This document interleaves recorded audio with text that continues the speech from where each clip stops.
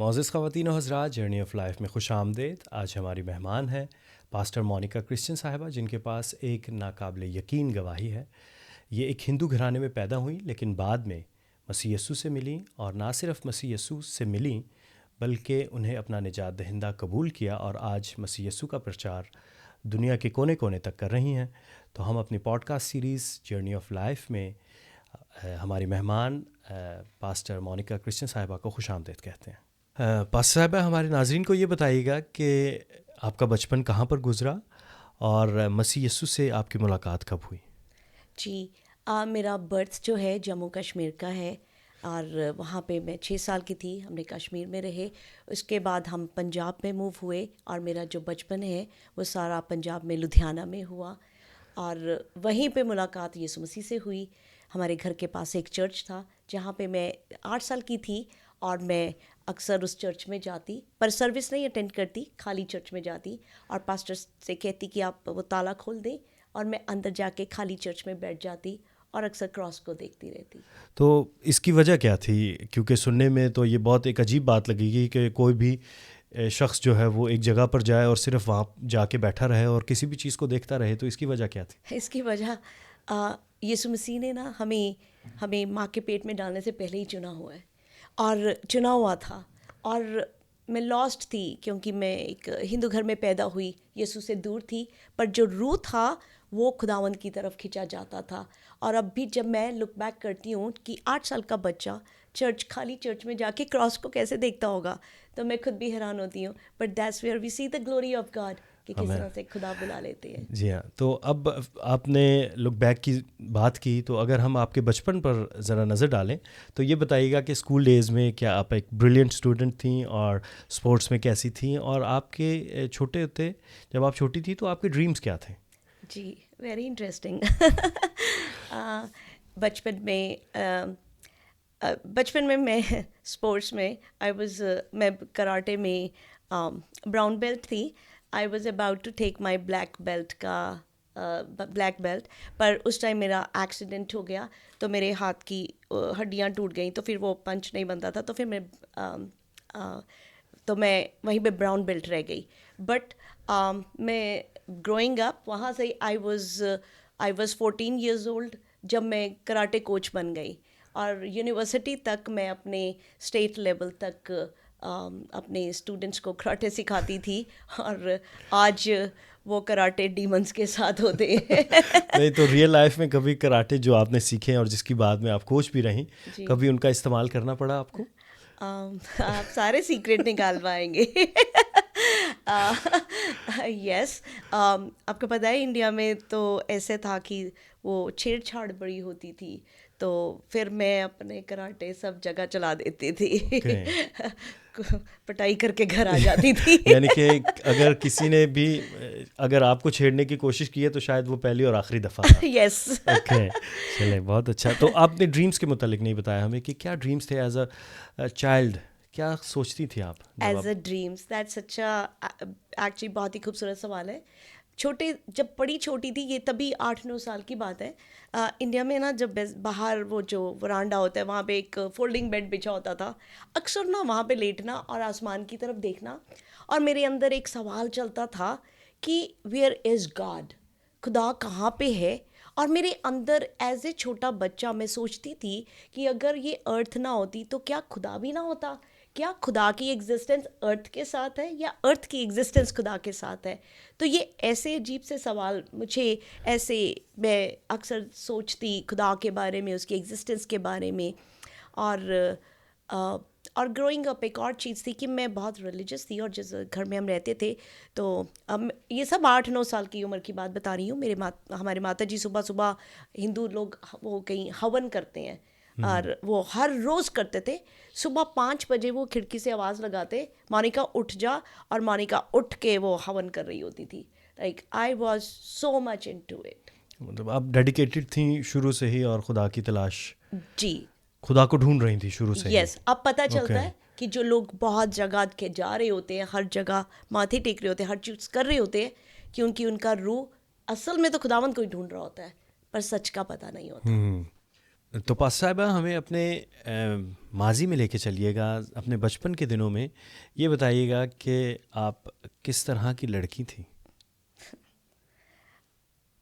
मारधाड़ वाली, क्योंकि आपने ये बताया कि आप कराटे जानती थी और आपने कोचिंग की है, तो सुनने में ऐसा लगता है कि बहुत दबंग स्टाइल लड़की थी आप। जी। और आप मुझे बिल्कुल ही बचपन में ले गए। और उस वक्त बचपन में लाइक व्हेन टीनेजर टाइम में मैं मोटरसाइकिल चलाती थी। मेरे जब मैं ड्राइव करती थी बहुत फास्ट, मेरी मम्मा को पापा को लोगों के कंप्लेंट्स आते थे कि आपकी बेटी बड़ी तेज़ चलाती है। और अब मम्मी बताती है जब मामा को लेके जाती थी कहीं, घर आके वो कितना शुक्र करती थी कि ठीक सही सलामत घर आ गई हैं। ओके। इस तरह से। और बचपन लाइक इट वाज लिटरली बड़ा बोल्ड सा था। और जैसे उस बचपन मुझे याद है कि वो वीडियो गेम्स के कॉर्नर होते थे जहाँ से लड़के जाके सिर्फ वो गाड़ी वाली गेम्स खेलते थे, और मैं जाके कहती अब इनको हरा के आना है। ओके। तो आपने ये बताया हमें कि बचपन आपका बहुत ही खुशगवार बचपन यस। गुजरा, आपने ये कहा। तो अपना आपके घर का माहौल कैसा था? आप फ्री थी? आपकी बातों से ये लगता है कि आपको काफ़ी आज़ादी थी। जी। मेरे मम्मी पापा दोनों अभी बैंक मैनेजर रिटायर हुए हैं। और एक न्यूक्लियर फैमिली में हम थे, मतलब अकेले हम लोग थे। और मेरे पापा बहुत तो एक आज़ाद मॉडर्न ख्याल के, तो उन्होंने हमें बहुत ही अच्छी तरह से रेज़ किया। और हमारे बचपन में मैंने मम्मी पापा को देखा कि दोनों बहुत ही प्यार से रहते थे, दोनों मिल के हमें रेज़ किया उन्होंने। मैंने आज तक कभी उनको एक बार भी लड़ाई झगड़ा करते नहीं देखा। I have never seen them. बहुत तो खूब। मुझे ऐसा लगता था मैं ग्रोइंग अप कि हस्बैंड वाइफ का रिलेशनशिप द बेस्ट रिलेशनशिप होता है, इतना प्यार होता है, क्योंकि हम उसी माहौल में बड़े हुए जहाँ पे बहुत ही प्यारा बचपन रहा। जिसका मतलब ये है कि आपकी परवरिश एक बहुत ही अच्छे माहौल में हुई जी। और आपके पेरेंट्स ने आपको एक बहुत अच्छा माहौल दिया। जी। तो आपकी ज़िंदगी पर अगर नज़र डालें तो एक वक्त आया कि आपने मसीह को कबूल करने का फ़ैसला किया। ये जी। फ़ैसला आपने क्यों किया? ये फ़ैसला मसीह ने किया मुझे गुमी हुई को ढूंढ लाने का। और उसमें आज जब मैंने बताया कि जब मैं 8 साल की थी, जब चर्च गई, तो एक दिन पास्टर ने मुझे बाइबल दी और मुझे कहा कि ये सिर्फ यीशु हैं, वो ही खुदा हैं, और जिन बुतों को मैं पूजती हूँ वो नहीं मुझे पूजना चाहिए। तो मैं उसके बाद कभी चर्च नहीं गई। But in the mean while जब मैं 14 साल की हुई तो मैं एक वीजी बोर्ड की गेम में फंस गई, और जिसके कारण एक डिमोनिक एंटिटीज़ मेरी ज़िंदगी में एंटर हो गई। और उन चीज़ों के कारण मैं इस कदर उस डिमोनिक वर्ल्ड में फंसती गई, उसके अंदर धंसती गई, क्योंकि उन डीमंस ने मेरी पूरी ज़िंदगी का कंट्रोल ले लिया। वो मुझे हर चीज़ देते थे, जैसे शैतान जैसे मछली को पकड़ने के लिए आप उसमें उसके स्वाद का वो डालते हैं, कांटे पे बेट, लगाते हाँ हैं, जी। बेट लगाते हैं, तो उसने उसी तरह मुझे इस्तेमाल किया। और मुझे बहुत सारी जो मैं मांगती थी मुझे मिल जाता था। मुझे जो हमारे मंदिर में जितने बुत थे वो सब मुझे फ़ेस टू फेस मिलने आने लग गए। फ़ेस टू फेस वो उन्होंने मुझे विजिटेशन देनी शुरू कर दी और मुझे बताया गया कि मैं बहुत स्पेशल हूँ, इसलिए मुझे गॉड्स मिलने आ रहे हैं। So this is what was going on in my life. और ऐसे ही जर्नी में चलते चलते जब मेरी शादी हुई और उसके बाद मेरी बेटी हुई जो काफ़ी बीमार हुई, तो फर्स्ट इनकाउंटर हुआ चर्च में जब हम मेरी बेटी को लेके गए। पास साहब ये बताइएगा कि आप अक्सर ये देखा गया है कि आपकी प्रीचिंग में डीमंस का या जो बैड स्पिरिट्स हैं उनका आंसर बहुत ज़्यादा पाया जाता है। तो क्या आपके ख़्याल में ये बात ज़रूरी कि हर दफ़ा इसे दोहराया जाए, इसे बताया जाए, जबकि आपने ख़ुद ये कहा कि सच को जानने के लिए झूठ को जानने की ज़रूरत नहीं है? यस, बिल्कुल सच को जानने के लिए झूठ को नहीं जाना। पर वो जो डीमंस है वो झूठ नहीं है, वो सच है। और वो इतना बड़ा सच है जिसके बारे में कोई बता ही नहीं रहा, क्योंकि हमने सिर्फ उसको बाइबल में कुछ पढ़ा है। जब हम बाइबल में देखेंगे यीशु जहाँ जहाँ गए सबसे पहले लफ्ज़ आता है डिलीवरेंस। जब जहाँ जहाँ यीशु गए उन्होंने डिलीवर किया, बाद में हीलिंग का वर्ड आता है। तो ये चीज़ क्योंकि आम इंसान इससे वाकिफ़ नहीं है, और क्योंकि मैंने वो सब चीज़ों को देखा है, जब आप दुश्मन को जानोगे तो आप उसके हर वार से उसके हर हमले से बच सकते हो। और इसलिए मेरा एम्फेसिस रहता है कि आप क्योंकि वो झूठ नहीं है, वो सच है, उस सच को जानो, और ताकि आप अपनी वो सारे गलत दरवाजे बंद कर दो ताकि डीमंस अंदर ना आ सके। यानी कि आपके कहने का मतलब यह है कि उजाले यानी कि रोशनी को जानने के लिए अंधेरे का पता होना ज़रूरी है।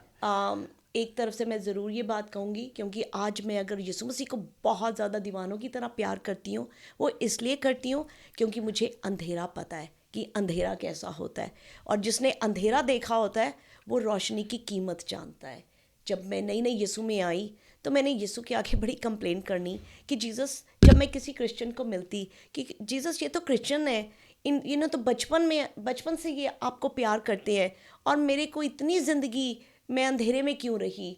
पर जब मैंने क्रिश्चियंस की ज़िंदगी देखी कि उनके पास बचपन से यीशु हैं पर वो यीशु की कीमत नहीं जानते, तो मैंने फिर कहना शुरू किया, थैंक यू खुदावंद कि मैं उन अंधेरों से आई, आज मैं आपकी रोशनी की कीमत बहुत जानती हूँ। बिल्कुल, मैं बहुत खूब कहा आपने और बहुत अच्छे तरीके से आपने इसे बयान किया है। बिल्कुल, जब से आप मसीह में हैं, आपको मसीह घराना मिला, इतनी फैमिलीज़ हैं जो कि आपसे प्यार करती हैं। अपनी बायोलॉजिकल फैमिली के मुतालिक बताइएगा कि आपके कितने बहन भाई हैं? जी, हम 3 सिस्टर्स हैं और एक छोटा भाई है, और मेरी दोनों छोटी सिस्टर्स डॉक्टर हैं, एक ऑस्ट्रेलिया में, एक लंदन में, और भाई इंजीनियर है, वो अब मेरे साथ कनाडा में है। और अब मेरा भाई उसकी और मेरे मामा पापा, हम लोग सब इकट्ठे कनाडा में रहते हैं। ओके, तो आपकी फैमिली में से भी किसी ने मसीह को कबूल किया अब तक कि नहीं? मेरी बेटी ने और मेरे बेटे ने, और बाकी जर्नी चल रही है। आप उनसे मिलती हैं जब भी अपनी फैमिली से, मतलब राब्ते में हैं? जी जी, अपने बहन भाइयों से, पेरेंट्स से? जी बिल्कुल। ओके। जब मैं जीसस में आई, जब यीशु मसीह को कबूल किया, उस वक्त थोड़ा डिफरेंस आ गया उस वक्त इन द बिगिनिंग। बिल्कुल। बट उसके बाद उन सभी ने इस चीज़ को मेरी ज़िंदगी में, जब यीशु को देखा कि मेरी ज़िंदगी में मेरी ट्रांसफॉर्मेशन को देखा, तो जब उन्होंने उस बदली हुई ज़िंदगी को देखा तो उनको यीशु नज़र आने लगे। मसीहत क्योंकि एक मुश्किल रास्ता है, तो कोई भी मुश्किल को क्यों अपनाना चाहेगा, लेकिन फिर भी आपने एक मुश्किल रास्ते को चुना, तो इसकी ज़रा वजाहत कीजिएगा कि क्यों? मुझे तो पता नहीं था ये मुश्किल रास्ता है, मुझे तो यीशु से प्यार हो गया। एक रात को मैंने यीशु को पुकारा और मैंने कहा, यीशु अगर आप ही सच हैं तो अपना सच मुझे दिखा दें। तो उसी सुबह मैं अपने उन्हीं बुतों की पूजा करने के लिए बैठी, और मुझे हर बुत के ऊपर बड़ी डरावनी सी चीज़ें दिखाई दी। तो मैंने जब अपना फेस टर्न किया तो मुझे बड़ी खूबसूरत रोशनी दिखाई दी, और उसमें से आवाज़ आई कि मैं ही सच हूँ, और मुझे पता चल गया कि ये मेरे यीशु हैं। और वो जब सच पता चला, बस फिर मैं यीशु की दीवानी हो गई। फिर उसके बाद जो मुश्किलें या कमियां कोई मैटर ही नहीं करती थी। ओके। आपकी गवाही खुदा के इंसान के साथ लाजवाल मोहब्बत का एक मुंह बोलता सबूत है। और ये बताइएगा कि पास्टर बनने की तहरीक आपको कहाँ से मिली? द थिंग इज़, मैं जब जीसस में आई और उसके बाद मुझे तो पास्टर का मतलब भी नहीं पता था, और पास्टर पता ही नहीं था क्या होता है। मिनिस्ट्री वर्ड ही नहीं एग्जिस्ट करता था मेरी डिक्शनरी में। मुझे याद है, मैं एक बार एक चर्च में गई तो वहाँ पे एक इंडिया से पास्टर आए थे, तो उन्होंने कहा कि मैं आज प्रोफेसी करूँगा। अब मुझे तो प्रोफेसी भी नहीं पता। वो सभी के पास आए, और जब वो मेरे पास आए तो उन्होंने बड़ी सारी चीज़ें बोली। उसमें से कुछ कहा कि कैंसर के लिए दुआ करेंगे, कैंसर हील हो जाएगा, टूटे हुए घराने जुड़ जाएंगे। फिर उन्होंने कहा 7 साल के बाद इसकी अपनी मिनिस्ट्री होगी। तो मैंने वो सब कुछ लिखा, और मैंने सोचा कि मैं गवर्नमेंट मिनिस्टर बन जाऊंगी, क्योंकि मुझे पता ही नहीं था कि कोई चर्च मिनिस्ट्री भी होती है। तो मैंने कहा वाकफियत नहीं थी तो मुझे लगा मैं गवर्नमेंट मिनिस्टर बन जाऊंगी। तो वहाँ से ये सफ़र शुरू हुआ, और जब यीशु में आने का, यीशु के दीवानी बन जाने के बाद, क्योंकि घर से जब निकाल दिया गया मुझे, उसके बाद असली जर्नी शुरू हुई इस दुआ के घर की, इस जो पास्टर की। क्योंकि ये मेरी कोई ख्वाहिश या मेरी सोच नहीं थी, ये खुदावंद की सोच थी, और मैं उसके छोटे छोटे बातों में वफादार रही, और खुदावंद अपने आप वहाँ पे ले गए जहाँ पे आज मैं हूँ। आमीन। हमारे नाज़रीन को ये बताइएगा कि पास्टरशिप के लिए कुछ रिक्वायरमेंट्स हैं, रिक्वायर किया जाता है कि आपके पास एक सर्टेन डिग्री हो, आप ने ये तालीम हासिल की हो, तो आप इसे किस तरह से एक्सप्लेन करेंगे? जी बिल्कुल। मैं जब यीशु में आई और आज मैंने 2014 जनवरी में होली स्पिरिट ने मुझे बाइबल पढ़ानी शुरू करी। जनवरी 1 से लेके अगस्त में मैंने पूरी बाइबल पढ़ी। 5-5 6-6 घंटे बीत जाते थे बाइबल पढ़ते हुए, और होली स्पिरिट ने एक एक चीज़ सिखाई। एंड जो भी आज खुदावंद की फजल से मैं बहुत हम्बल होकर ये बात कहूँगी, आज पूरी दुनिया से लोग जब कांटेक्ट करते हैं या जब इनवाइट करते हैं, सभी ने एक ही बात की कि ऐसा कलाम कभी नहीं सुना था, ये कलाम नहीं आया, ये चीज़ें हमें नहीं पता थी। तो वो चीज़ें मुझे कैसे पता हो सकती हैं जब मैं बिल्कुल नहीं थी। बिल्कुल हेवन से मैं बैठ जाती हूँ, खुदावंद मुझे कलाम दे दें, और वो बस कलाम देते जाते हैं। बट येस, दुनिया में रहते हुए वो डिग्री और वो सब भी चाहिए। तो इसी तरह जब जर्नी चल रही थी, तो जिस चर्च में हमारी सर्विस होती है वो हम्बरली वर्शिप सेंटर, तो वो चर्च ऑफ गॉड के साथ एसोसिएटेड है। तो उसके जो पास्टर हैं, पास्टर रैल्फ, मुझे बहुत प्यार करते हैं, मेरे like as a father figure हैं। तो उन्होंने फिर मुझे इनकरेज किया। तो मैंने चर्च ऑफ गॉड जो है, चर्च ऑफ गॉड के तकरीबन 120 कंट्रीज़ में उनके चर्चेज़ हैं, करोड़ों में उनकी कांग्रीगेशन है। तो मैंने उनके साथ एसोसिएट हुई, उनके साथ एग्ज़ाम पास किए, सब पढ़ाइयाँ करके फिर वहाँ से उन्होंने मुझे ऑर्डेन किया। ओके। तो चर्च ऑफ गॉड की डिग्री, मतलब चर्च ऑफ गॉड के जो इंस्टीट्यूट है उनसे आपने डिग्री हासिल की उन्होंने है? ऑर्डेन किया, yes. But as of now, अभी उन्होंने मुझे ऑर्डेन किया, बट मैंने अभी पिछले साल में मैंने उसको सरेंडर कर दिया। I don't work with them, like उनके प्रिंसिपल्स के ऊपर नहीं हूँ अब मैं। ओके। या दैट वाज जस्ट क्योंकि दुनिया को डिग्री चाहिए। ओके, मतलब you were ordained by church of God, लेकिन Yes. फिर आपने लास्ट ईयर से उन्हें भी यस, खैर बात कह दिया है, और अब Yes. आप ऑन योर ओन आप दुआ खिदमत का में घर हैं। Is okay. Belongs to Jesus. Okay, अपने चर्च के मुतालिक बताइएगा कि आपके कितने चर्च हैं, अगर हैं तो जी कितने हैं, और जी कहाँ कहाँ? जी। दुआ का घर जो टोरंटो में है, और मैं एक बात मेरे दिल में आई है कि इसके हम ब्रांचेस नहीं इस तरह से ओपन करेंगे। उसका रीज़न ये है, मैं बहुत प्रिंसिपल स्ट्रॉन्ग है मेरे, इंटेग्रिटी, ऑनेस्टी और यीशु के साथ प्यार। तो वो सब चीज़ें अगर मैं खुद नहीं हो सकती वहाँ पे, तो वो चीज़ें वैसे मैं एक्सपेक्ट नहीं कर पाऊँगी। तो इसलिए, बट द थिंग इज़, जब दुआ का घर शुरू हुआ, मैंने खुदावन से मांगा मुझसे ऑडिबल बात करें।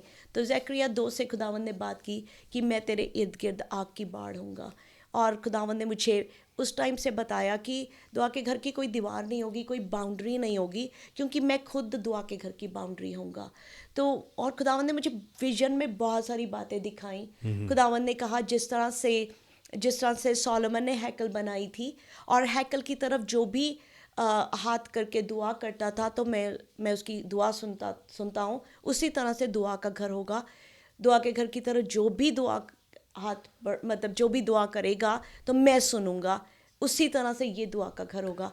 तो खुदावन ने आज दुआ के घर को, चर्च को उसी तरह कर दिया।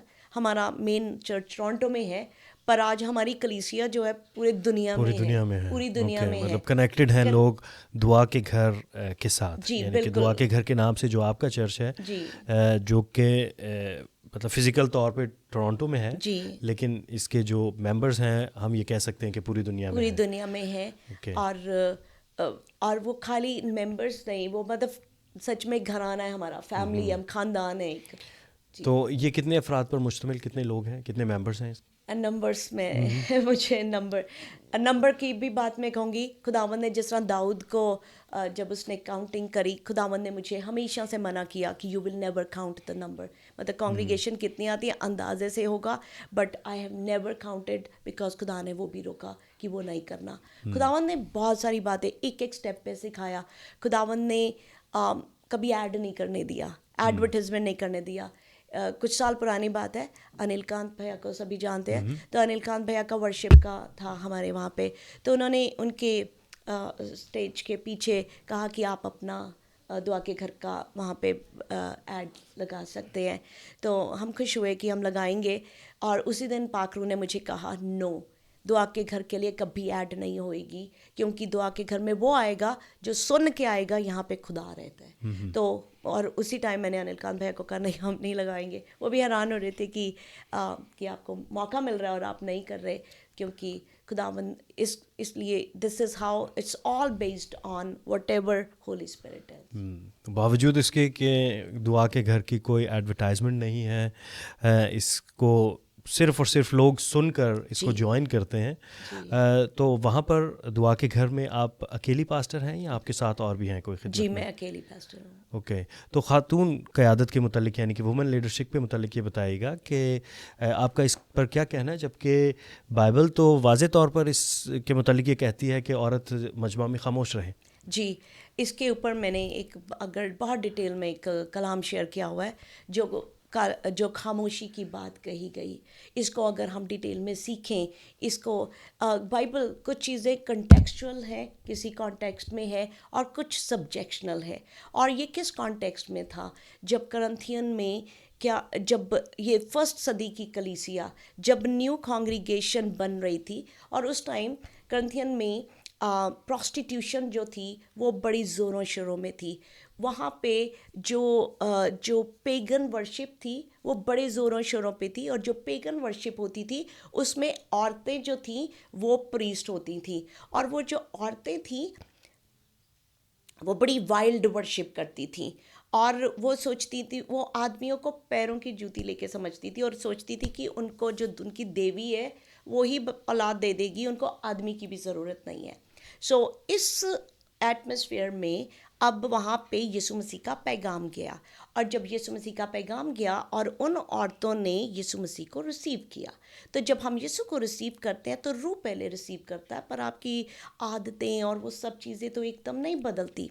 अब वो फर्स्ट से उस टाइम की जो औरतें थी, अब उन्होंने चर्च में आना शुरू किया। पहले चर्च में पहली बात करेंगे हम प्रॉस्टिट्यूट्स की। जो प्रॉस्टिट्यूट्स थी वो क्या करती थी, वो चौकों में खड़ी होती थी, उनके खुले बाल, लंबे बाल खुले छोड़ के खड़ी होती थी, और वो खुले बालों वाली बाहर खड़े होने वाला वो पता होता था ये प्रॉस्टिट्यूट है। अब वही प्रॉस्टिट्यूट्स अब आ गई चर्च के अंदर, और अब क्योंकि उनको कैसे डिफ्रेंशिएट किया जाए कि ये अब प्रॉस्टिट्यूट्स नहीं है, क्योंकि वही आदमी उन औरतों को एज ए प्रॉस्टिट्यूट अप्रोच करते थे, पर अब वो प्रॉस्टिट्यूट नहीं है। तो उसके लिए उनको कहा गया सर ढक के रखो, ताकि तुम अब प्रॉस्टिट्यूट नहीं रखोगी। फ़र्क किया जा सके। सेकेंडली वो जो औरतें, अब वही औरतें जब चर्च में आनी शुरू हुई तो उन्होंने वही वाइल्ड अपना ऊंची आवाज़ में बातें करना, ऊंची आवाज़ में, और उसी तरह से आदमियों को सबसाइड करने, उनको दबा के रखने वाला एटीट्यूड रखा। तो इसलिए जब हिब्रू का वर्ड जो है, अगर आप रियल बाइबल में देखेंगे वहाँ पे ये नहीं लिखा खामोश, वर्ड मीनिंग नहीं है, उसका मतलब है कि वो अपने आप को पीसफुल रखें। उसका मतलब ये नहीं कि औरतें बोल नहीं सकती, उसमें लिखा कि उसका जब हम मीनिंग देखेंगे उसका मीनिंग है कि वो पीसफुल रहें, वाइल्ड रूप ना दें। तो वो जो ट्रांसलेशन में जो चीज़, जो फ़र्क आ गया, तो उसके कारण आज हमारी क्रिश्चियनिटी भी दो उसमें स्कूल ऑफ थॉट्स में बंट गई। कुछ लोग कहेंगे कि औरत बोल सकती है, कुछ लोग उसको नहीं सपोर्ट करते। बट आज जब मैं सोचती हूँ, खुद अपने आप को देखती हूँ, and I got so much criticism in the beginning, बहुत सारा क्रिटिसिज्म हुआ as a women, as a women of course, वो तो आज भी है, तो आई थिंक वो रहेगा। बट मैं ये बात ज़रूर, आपने थैंक यू, ये आपने सवाल किया, ये मैं सभी को ये बात कहना चाहूँगी कि अगर खुदावंद ने इस दुनिया में आना था, यीशु मसीह ने आना था, तो उन्होंने औरत को क्यों चुना? मरियम यीशु को पेट में कैरी कर सकती है, पर ज़बान से यीशु मसीह का नाम नहीं दे सकती। पहली औरत किसने यीशु मसीह की गुड न्यूज़ को दिया? उनकी माँ मरियम ने। She carried Jesus. सो पहली खुशखबरी, पहली गुड न्यूज़ मरियम ने दी, यीशु मसीह के माँ ने। उसके बाद दूसरी खुशखबरी किसने दी? दूसरी खुशखबरी सामरी औरत ने दी। कुएं में गई और यीशु ने क्या कहा? यीशु ने उसको सबसे पहले अपनी असलियत बताई कि वो ही मसाया है, और उसने जाके पूरे शहर में बता दिया। उसने सारी दुनिया को, सारी जगह खुशखबरी दी, जिसके नाम को हम आज भी जानते हैं, वो दूसरी औरत। खुदावंद ने किसी आदमी को क्यों नहीं दिया? सेकंड, थर्ड, जब यीशु मुर्दों से जिंदा हो उठे तो कौन था जो सबसे पहले जिसने यीशु मसीह को देखा? फिर मैरी मगदलीनी ने यीशु मसीह को देखा और क्या कहा? I have seen the Lord. Mary Magdalene ने सबसे पहले कहा I have seen the Lord. आज मैं भी यही तो कह रही हूँ, I have seen the Lord. आज यही खुशखबरी तो मैं सबको बता रही हूँ, I have seen the Lord. तो फ़र्क कहाँ पे आया? और खुदावंद ने औरतों को पहले कहा, पहले दिखे, औरत से पैदा हुए, और आज उसी यीशु मसीह को बांटने के लिए इतनी रेस्ट्रिक्शंस लग गई। आज जब मैं खुद जब खुदावंद ने इस जगह पहुंचाया, और मैं आपको बता रही हूँ, मेरे को तो पास्टर का मतलब नहीं पता था, मुझे मिनिस्ट्री का मतलब नहीं पता था। मैं जहाँ पे भी हूँ, लेके आने वाले यीशु खुद हैं। अगर खुदावंद को नापसंद होता तो वो मुझे क्यों खड़ा करते? जो कलाम हेवन से आता है वो कहाँ से आता? कैसे मेरे अंदर से वो कलाम आता? मुझे खुदावंद ने उस डार्क वर्ल्ड में जाने दिया ताकि वो मैं खुदावंद को उतनी ही अच्छी तरह से उस सारी चीज़ों को सिखा सकूं। आज मैं जब चर्च में होती हूँ, औरतें अपने पूरे क्योंकि रिस्ट्रिक्टेड नहीं है, दिल से अपनी सारी चीज़ों को बता सकती हैं, अपने कन्फेशंस कर सकते हैं, और मर्द भी उसी तरह से कर सकते हैं, कोई है ही नहीं। और जो मुझे पता है, एक मेल पास्टर के साथ एक रिस्ट्रिक्टेड रहता है, इवन वुमेन भी रिस्ट्रिक्टेड रहती हैं और मेल भी उनसे बात करने में। और आज मैं देख रही हूँ इतनी डिलीवरेंस हो रही है, क्योंकि जब तक कन्फेशन नहीं होगा तब तक रिपेंटेंस नहीं होगी, तब तक डिलीवरेंस नहीं होगी। And why is this happening? There is something God is doing. अगर खुदावंद ने उनको चुना गुड न्यूज़ देने के लिए, तो आज खुदावंद हमें भी उसी तरह इस्तेमाल कर रहा है गुड न्यूज़ देने के लिए। तो आपके ख्याल में जिन चर्चेज़ ने वुमेन लीडरशिप पर पाबंदी लगाई है या इसको नहीं मानते, आप उन्हें गलत कह रही हैं? मैं I'll say वो इसमें वो रॉन्ग है। अगर वो खुदावंद से सच में मांगे, अगर वो फरीसियों की तरह ना चलें, I am sorry to say but this is the right word I will use. फरीसियों के हाथ में बाइबल थी और वो यीशु मसीह को ना पहचान सके। यसाया की किताब उनके पास थी, वो यीशु मसीह को ना पहचान सके। और यीशु के सब्बत के दिन को लेके ही यीशु को परसिक्यूट कर दिया। तो आज मैं हमेशा सोचती हूँ, मैं कि जीसस आपके लिए सब्बत था, मेरे लिए औरत होना, बट फरीसियों का काम वही है। और पर मुझे ये पता है, दुपट्टा नहीं लिया या औरत होके यीशु मसीह का प्रचार किया, जब ट्रम्पेट की आवाज़ आएगी, आसमान में नरसिंगा फूका जाएगा, तो मैं तो जाने वाली हूँ यीशु के साथ, वो मुझे तो ले जाएंगे। और मैं मैं किसी पास्टर का भी पीछे कुछ सुन रही थी, एक क्लिप मैंने देखा, वो कहते कि औरतों को दुपट्टा करना है, क्योंकि जब रैप्चर होगा सबसे पहले आपको दुपट्टा करना पड़ेगा, आप जब दुपट्टा करेंगी तभी ऊपर जाएगी। और मैं हैरान हो गई कि क्या हो गया आज की दुनिया को कि जब रैप्चर होगा ऐसे ब्लिंक ऑफ आई में हम बदल जाएंगे, ये वाली बॉडी मट्टी यहीं पे रह जाएगी, हम ग्लोरीफाइड बॉडी में यीशु मसीह के पास जाएंगे। मैं किसी और का भी सुन रही थी, वो मैरिलन हिकी उनका एग्जाम्पल दे रहे थे कि वो पाकिस्तान में आती हैं तो हर टाइम सर पे दुपट्टा करती हैं, तो उनकी एग्जाम्पल कोट कर रहे थे दुपट्टे को लेके। तो मेरा सवाल है उन पास्टर से भी और सबसे कि वो पाकिस्तान में देती हैं क्योंकि वहाँ का कल्चर ऐसा है, क्या वो अमेरिकन चर्च में जाके भी दुपट्टा लेती हैं?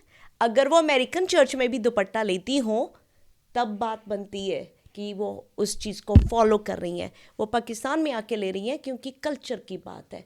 सो कल्चर का फ़र्क आ जाता है। तो ऐसी मूवमेंट्स जिन्होंने खातून क़यादत पर या खातून को पीछे रखा है या उनकी क़यादत को नहीं मानते, आप उन्हें फ़क़ी और फरीसियों से तशबीह दे रही हैं, क्या ये दुरुस्त है?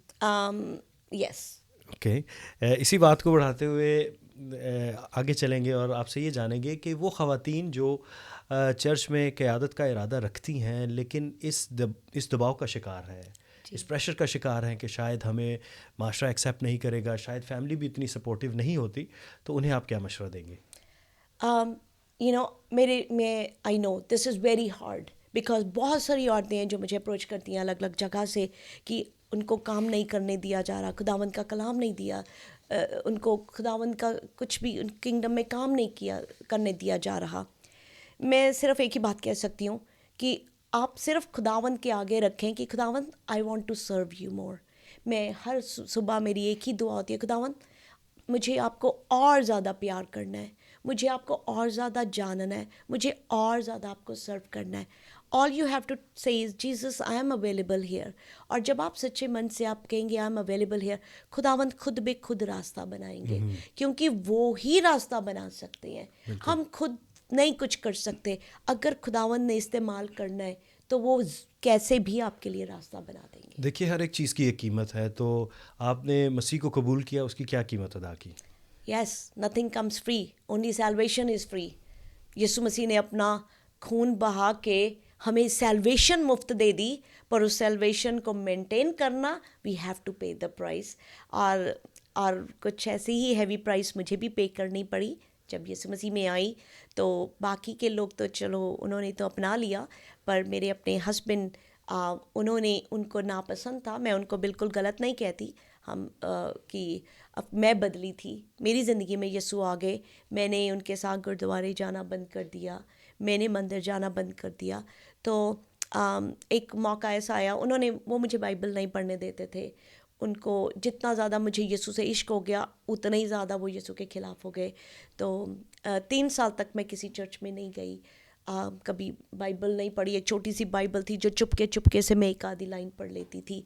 तो फिर 3 साल के बाद जून 23, 2013 दैट वाज द डे जब मुझे एक तरह से मैं सड़क में आ गई, क्योंकि कहा गया कि या इस घर में यीशु रहेगा या तू रहेगी। तो क्या ये शादी आपकी मर्ज़ी के ख़िलाफ़ थी? नहीं, मेरी मर्ज़ी की थी। ओके, यानी कि मोहब्बत से शादी की आपने? जी बिल्कुल। तो आपको आपके शौहर से मोहब्बत ज़्यादा थी, उन्हें नहीं थी? हम दोनों को ही थी, पर बाद में जब मज़हब की बात आती है तो आई थिंक बहुत से लोग मोहब्बत को पीछे छोड़ देते हैं, मज़हब को आगे रख लेते हैं। मतलब क्या इसमें कोई शख्सी यानी कि पर्सनल इश्यूज़ भी प्रॉब्लम का हिस्सा रहे? नहीं, उस वक्त यीशु ही बीच में आ गए। कि मतलब आपका मसीह को कबूल करना आपके लिए मुश्किलात का सबब बना, आपको उसकी ये प्राइस पे करनी पड़ी कि यस। आपको बिलाखिर अपनी शादी से हाथ धोना पड़ा, मतलब जी आपकी शादी ख़त्म हो गई। जी अगर तो हम हमारे ज़राए से हमें जो पता चलता है, हमारे जो रिसोर्सेज हैं उनसे, कि आप एक एब्यूसिव मैरिज का हिस्सा रही हैं, आपको शिकार रही, जी ठीक है, और आपको काफ़ी मुश्किलात का सामना करना पड़ा, क्या ये दुरुस्त है? ये जी बिल्कुल। मैं यहाँ पे एक बात कई बार कहती हूँ कि शादी में हमेशा कुछ ऐसा रहा, बट जब यीशु मसीह आ गए तो उसके बाद वो जो था बहुत ज़्यादा बढ़ गई जो मुश्किलात थी और हमारे बीच में। तो मैं कहती थी कि पहले की जो मारें थी या जो टॉर्चर था वो तो कुछ भी नहीं था, वो तो किसी अकाउंट में नहीं गया, पर बाद में यीशु के नाम पे होता था। तो इसलिए बहुत मुझे उसमें मैं कहती हूँ कि मुबारक कलाम में लिखा है, मुबारक हैं जो यीशु मसीह के नाम से सताए जाते हैं। तो मुझे इस चीज़ की खुशी है कि यीशु मसीह के नाम से ही हुआ, और मुझे उससे बड़ी खुशी आज मैं ये कहती हूँ, और मैं सच में खुदावंद की मौजूदगी में ये बात कहती हूँ कि मैं अपने एक्स हस्बैंड को मैं उनको बहुत ब्लेस करती हूँ, मैं उनके लिए बड़ी बरकत की दुआ देती हूँ, उनको बहुत बहुत ब्लेस करती हूँ। खुदा उन्हें बहुत बरकत दे, यीशु मसीह उनकी ज़िंदगी में भी आए। मैं शुक्र करती हूँ कि कहीं उन्होंने मुझे इतना प्यार नहीं दे दिया। अगर वो मुझे प्यार करते रहते तो मेरी ज़िंदगी में यीशु ना आते इस तरह से, मुझे यीशु से इस तरह प्यार ना होता। तो आज मुझे जब यीशु से इतना प्यार है और उसका कारण वो परसिक्यूशन भी है, तो मैं उसकी भी शुक्रगुजारी करती हूँ। तो ये सब कुछ आपके साथ कनाडा में हो रहा था। जी तो आपने कहा कि आपको मतलब प्रोसिक्यूशन का सामना करना पड़ा कनाडा जैसे मुल्क में, तो माजरत के साथ हमें अफसोस है ये सुनकर कि इस सब का सामना करना पड़ा आपको। तो आपने क्यों वहाँ पर अथॉरिटीज़ को इन्फॉर्म क्यों नहीं किया? यहाँ पर तो आपकी एक औरत के साथ ऊंची आवाज़ में बात नहीं कर सकते, फ़ौरन कॉल्स हो जाती हैं, तो आपने ये प्रोसिक्यूशन क्यों बर्दाश्त की? इसकी क्या वजह रही? यस, इसकी दो वजह थी। पहली ये कि जब यीशु आ गए तो जब जीसस आ जाते हैं, जब यीशु आ गए तो माफ़ी देने की पावर बड़ी बढ़ गई कि जो भी कुछ होता था माफ़ करना आसान हो जाता था, कि माफ़ कर देती थी। सेकंड चीज़, मैं उनसे प्यार करती थी, मैं उनको प्यार करती थी और मैं कभी उनको उस पुलिस के उन चीज़ों में नहीं देख सकती थी। तीसरी बात ये थी कि ग्रोइंग अप, जैसे मैंने बताया कि मेरे मम्मी पापा बहुत एक रोल मॉडल रहे, और मेरे लिए, मैं अपने फादर को एक बहुत प्राउडली देखती हूँ, तो मैं हमेशा यही चाहती थी कि मेरे बच्चे जब अपने बाप की तरफ देखें तो वो भी अपने फादर की तरफ बड़ा प्राउड कर सकें। तो अपने प्रॉब्लम्स को लेकर फैमिली के पास नहीं जाना चाहती थी, उन्हें डिस्टर्ब नहीं करना चाहती थी। जी ओके, और आप ये भी नहीं चाह रही थी कि अथॉरिटीज़ इसमें इन्वॉल्व हों जी और फैमिली का नाम बदनाम हो, जी ये सब कुछ है। जी और आपको अपने शौहर को, अपने हस्बैंड को माफ़ करने की हिम्मत जो थी वो मसीह यीशु से मिल रही थी। जी ठीक है, लेकिन बात वहाँ पर बिगड़ी जब आपको ये चूज़ करना था कि आपको यहाँ अपने हस्बैंड के साथ आगे चलना है या मसीह जी के साथ, तो फिर आपने मसीह को चुना। जी ऐसा ही हुआ ना? बिल्कुल हाँ जी। बिल्कुल। तो ये बताइएगा कि इतनी मुश्किलात के बावजूद, क्योंकि ये एक पहाड़ जैसी मुश्किलात हैं ज़िंदगी में, जी तो ईमान को कैसे बरकरार रख पाई? आपको कैसे ये लगा कि ओके, फेथ ही इस वक्त मेरे लिए एक राइट चॉइस होगी? मैं when I look back now, जो इस बात को, इस वाक़या को आज 11 साल हो गए हैं, और जब मैं, जिस टाइम मैं घर से बाहर थी, निकली और बाहर साइड वॉक पे, फुटपाथ पे खड़ी थी, मेरे पास कुछ भी नहीं था, ना मेरे पास मेरा पर्स था, ना फ़ोन था, ना गाड़ी थी, कुछ नहीं था, खाली हाथ थे। तो ये खाली हाथ मैंने आसमान की तरफ किए और मैंने कहा कि यीशु, मैं सिर्फ आपको लिए जा रही हूँ, और मेरे पास कोई डायरेक्शन भी नहीं थी मुझे कहाँ जाना है। और मैंने कहा कि यीशु, आप ही मेरे लिए काफ़ी हैं। उस वक्त कुछ और रिग्रेट था आपको अपनी चॉइस को नो, लेकर? नेवर, आज तक नेवर, खुशी है। और उस वक्त मुश्किल था, बहुत मुश्किल था, पर जब पाखरू आपसे, जब आप खुदावंद की अलाइनमेंट में होते हैं ना, जब आपका हर काम, अब मैं जब देखती हूँ, गॉड अलाउड दिस। हम कई बार सोचते हैं कि खुदा सिर्फ अच्छी अच्छी चीज़ें देता है, खुदा कई बार हमें आग से गुजारता है, तो वो मेरे लिए फायर थी, और खुदा अलाउ कर रहे थे, and this was happening under his will, तो वो खुद बे खुद स्ट्रेंथ आ रही थी हर स्टेप से गुजरने की। तो आपने ये कहा कि आपने मसीह को चुना और उसके लिए एक हैवी प्राइस पे किया आपने, जी और इससे पहले हम बात कर रहे थे आपके साथ कि वो ख़वातीन जो कि लीडरशिप का इरादा रखती हैं लेकिन इस प्रेशर के वजह से आगे नहीं आ पाती, तो उन्हें क्या कहेंगी आपके इस प्रेशर को अपने ऊपर बरकरार रखें या बोल्ड एक स्टेप लें, और मैं चाहे फिर उसमें अगर शौहर को छोड़ना पड़े भी तो छोड़ सकती हैं? नहीं, absolutely, thank you for bringing this question. मैं जब से खुदावंद में आई और जब से मेरे साथ ये वाक़या हुआ, मेरी हर रोज़ में मेरी दुआएं, मैं खुदावंद के आगे रखा कि खुदावंद, मुझे तो ये सैक्रिफाइस करना पड़ा, पर किसी और को ऐसा ना करना पड़े।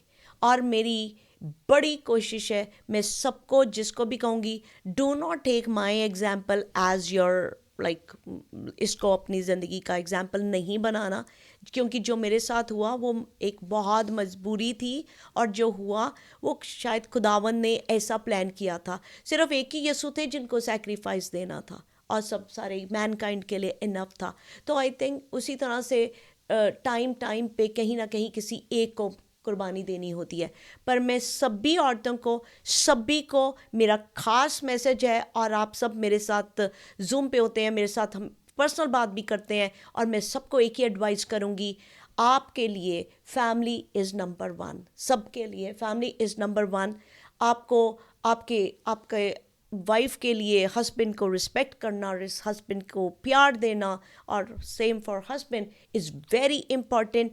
खुदावंद आप मेरी तो दुआ यही है कि मिल के सभी खुदावंद को सर्व करें। और जस्ट क्योंकि आप खुदावंद को सर्व करना चाहते हैं इसलिए आप अपने हस्बैंड को छोड़ देंगे, that is not the right step, not the right step. खुदावंद ये नहीं चाहेंगे। Like my situation has been totally different. मुझे यीशु से प्यार था, मैं कोई मिनिस्ट्री नहीं करना चाह रही थी, मुझे तो नहीं कुछ पता था, मैं तो ये चाहती थी कि मुझे घर रह के बस बाइबल पढ़ने की इजाज़त मिल जाए। और मुझे बाइबल भी पढ़ने की, मैं चर्च भी नहीं जाती थी, मैं कहती थी मैं कहीं नहीं जाऊंगी, मुझे बस यीशु के साथ कुछ वक्त बिताने को मिल जाए, तो वो भी नहीं मिलता था मुझे। मेरी बिल्कुल ज़िंदगी की सिचुएशन डिफरेंट थी। टू सर्व लॉर्ड, खुदावंद खुदा आपको बनाएंगे, उस काबिल बना देंगे, but you have to take care of your family, अपने हस्बैंड की इच्छाओं का, उसकी what he wants, because you for wives especially you cannot go against your husband wishes. और अगर आप दोनों ही बिलीवर हैं तो बहुत ही अच्छा है, तो क्योंकि एक बिलीवर हस्बैंड ऑफ कोर्स अपनी वाइफ को सपोर्ट करेंगे डिफरेंटली, और एक नॉन बिलीवर बैकग्राउंड में जहाँ पे एक बिलीवर पार्टनर है दूसरा नहीं, आई विल से आप सर्विंग खुदावंद खुद ले लेंगे। आप पहले अपने घर को सर्व करें, सबसे पहले घर को सर्व करें, उसके बाद खुदावंद ने जहाँ जहाँ आपको इस्तेमाल करना है वो ज़रूर करेंगे। अपने रिलेशन को, जिस एक बहुत अब्यूसिव रिलेशन का शिकार रही आप, तो उसे क्या कहेंगी कि क्या वो एक मिसमैच था आपके ख़्याल में? क्या आप दोनों एक दूसरे के लिए नहीं थे? क्योंकि अगर तो हम रिलेशन की बात करें सिर्फ, तो जहाँ पर मोहब्बत होती वहाँ पर आपको आज़ादी होती, अगर आपकी एक चॉइस थी उसका एहतराम, उसकी इज्जत की जाती, जो नहीं हो रहा था। तो इसे कैसे देखती हैं आप?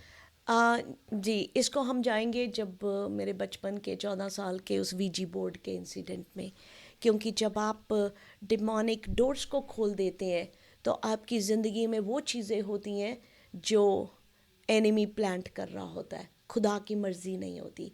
तो वो उस रिलेशनशिप में जाना वॉज समथिंग नॉट, मैंने अब जब गवाही मेरी उसमें मैं कई बार बताती हूँ कि जैसे रोमन 7:14 में लिखा ना कि आप जो करने का इरादा रखते हैं वो करते नहीं, पर जो नहीं रखते वो हो जाता है। This is what I was going through, क्योंकि उन चीज़ों ने मेरे को कंट्रोल में लिया।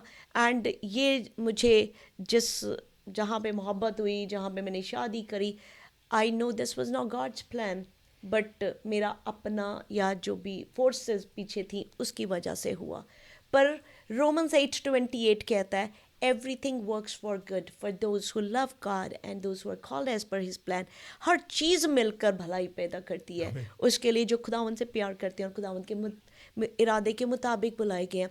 अब खुदा ने तो चुना हुआ था, खुदावंद ने इस बुराई में से भी एक बड़ी भलाई को निकाल भलाई दिया पैदा की, और आप इस रिलेशन में से निकल पाई, जो कि खुदा की मर्ज़ी नहीं थी, जो कि जिसमें आपने कहा कि दूसरी ताकतें, कूवतें, डिमोनिक पावर्स का हाथ था, जो कि तो इसमें लेकिन आपने ये खुद कहा कि ये रिलेशन आपकी अपनी मर्ज़ी से था, आपकी मर्ज़ी इसमें इन्वॉल्व थी। तो क्या आपने अपनी फैमिली को इसमें इन्वॉल्व किया था? जी, फैमिली इन्वॉल्व थी, आपके पेरेंट्स इसमें इन्वॉल्व थे, तो इसमें मतलब उनका कंसेंट जो था वो शामिल रहा। तो जब आपने उनसे अलहदगी इख्तियार की और अपने मसाइल के मुतालिक उन्हें बताया, तो फैमिली का इस पर क्या रिएक्शन था? एक मैं हिंदू बैकग्राउंड से थी, वो सिख बैकग्राउंड से थे, तो वो हमारा एक रिलीजियस क्लैश पहले ही था। पर फिर भी वी डिड गेट मैरिड, और 14 इयर्स तक हमारी शादी रही, 14 साल तक। और ये 14 साल not a very good time, पर खुदावंद ने बहुत अच्छा कर दिया है। उन्होंने भी अब शादी कर ली है, 6-7 साल हो गए, and he is happy in his life और I am very happy in my life. तो आपकी फैमिली ने आपको गलत नहीं कहा बल्कि सपोर्ट किया, क्योंकि पहले से ही कुछ डिसएग्रीमेंट्स थे रिलीजन को लेकर, तो उन्हें भी ये लगा कि शायद ये बेहतर है। क्योंकि एज ए माँ बाप आप अपनी बेटी को, the thing is, I know this is live हम पॉडकास्ट कर रहे हैं, but this is the first time जब मैं बताऊंगी कि मेरे पेरेंट्स को एक डर लगा रहता था जब भी कनाडा से फ़ोन जाता था कि उनकी बेटी मर गई होगी। क्योंकि इस कदर वो डर में थे कि मुझे ऐसा लगता था कि अगर इस कदर होता है कि मैं I can die in that, कि इतना इस कदर की मारपीट होती थी। तो जहाँ पे माँ बाप को हर फ़ोन पे एक ही डर लगा हो कि, और मैं उस शादी को से नहीं निकलना चाहती थी क्योंकि मैं अपने बच्चों की खातिर उस शादी में रहना चाहती थी। तो it was not very hard for my parents to कि मैं जब अलग हुई, जब ये हुआ, तो इट वाज शायद वो ज़्यादा कंफर्ट में ही आ गए होंगे कि एटलीस्ट अब हमें उसके ऐसी खबर तो नहीं आएगी ऐसी वाली।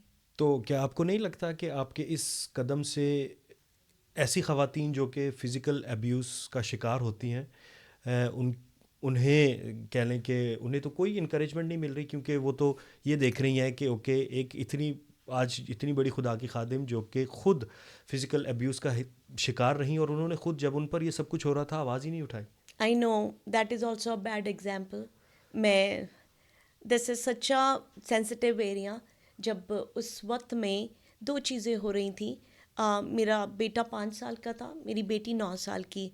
तो मेरा 5 साल का बेटा, उसने देखा कि पापा ऐसा करते हैं, तो उसने भी मेरी बेटी को बहुत पीटना शुरू कर दिया और मेरी बेटी ने मार खानी शुरू कर दी। तो जब मैं ये देख रही थी तो मुझे लगता था कि मैं कितना बैड एग्जाम्पल हूँ।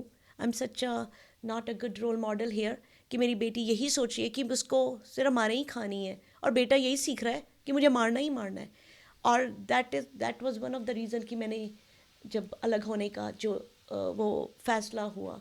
पर आज जो भी औरतें अब्यूज़ से गुज़रती हैं, स्पेशली जो फिज़िकल अब्यूज़ बहुत हद तक, I take stand with them. I tell them कि जो गलती आई से अब मैं लुक बैक करती हूँ, I think I was wrong at certain points, कि अगर मैं कुछ एक राइट डिसीजन उस टाइम लेती, अथॉरिटीज़ को इन्वॉल्व कर लेती, तो मेरी हालत और मेरे बच्चों के साथ जो सेपरेशन हो गई थी वो ना होता। उस सदमे से जिसमें से गुजरना पड़ा आपको, शायद वो ना गुजरना नहीं पड़ता, शायद गुजरना ये मसाइल बहुत पहले हल हो चुके होते। तो अगर अपने बिल्कुल माजी को देखें जी। उसमें, तो अब अगर आपके पास ये चॉइस हो तो क्या डिफरेंट करना चाहेंगी?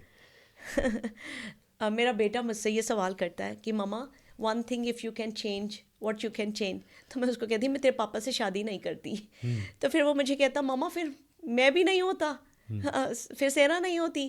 फिर मैं सोचती हूँ या फिर तो पापा से शादी कर लेती। पर शायद मैं इसको जो चीज़ें मैंने आई थिंक जो मैंने अथॉरिटीज़ को इन्वॉल्व नहीं किया, जो मैंने बाहर हेल्प नहीं ली, जो हेल्प अवेलेबल थी, वो बहुत सारी चेंजेस मेरी ज़िंदगी में लाती। जो दर्द से मैं गुज़री वो दर्द कम होता।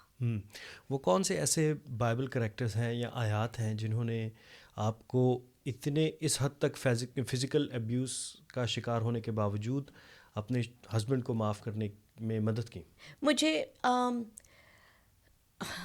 या खुदावंद यीशु जब क्रूस के ऊपर थे, इतने ज़ख्मी, इतना दर्द, हमारे को तो एक पिन भी लगती है तो हमें इतना दर्द होता है, ज़रा सा छाला पड़ जाए दर्द होता है। और जब मैं यीशु मसीह के उस पेन को सोचती हूँ, जो उनका छलनी छलनी बदन, वो कीलों का ठोका जाना, वो सब चीज़ें, और उसके बाद जीसस क्रॉस पे कहते हैं बाप इनको माफ़ कर, ये नहीं जानते ये क्या कर रहे हैं।